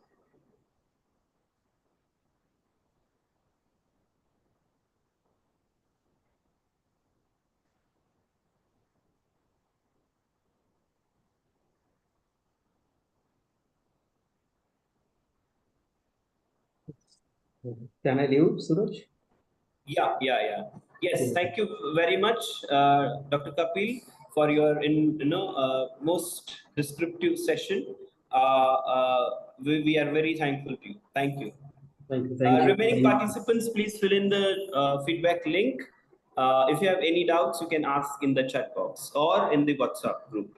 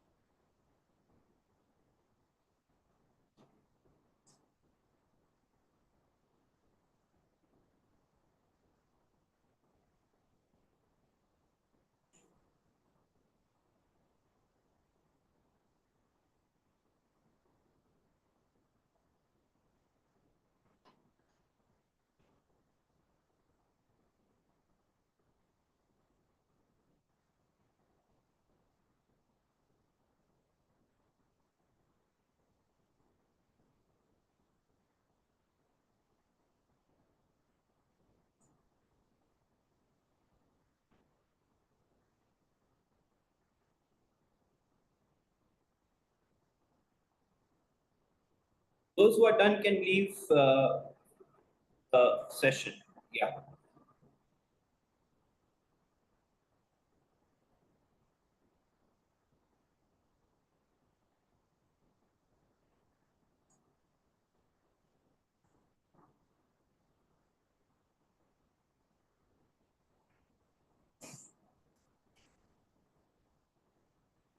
I will put the link in the chat box. Okay, and also in the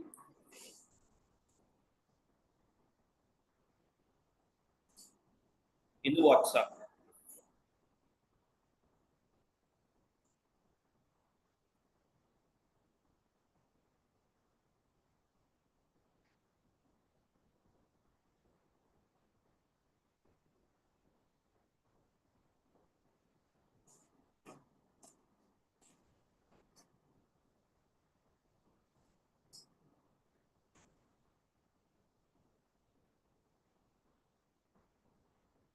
Those who are done, you can leave. Okay, thank you very much. Please join tomorrow's session on time. Thank you. Thank you very much.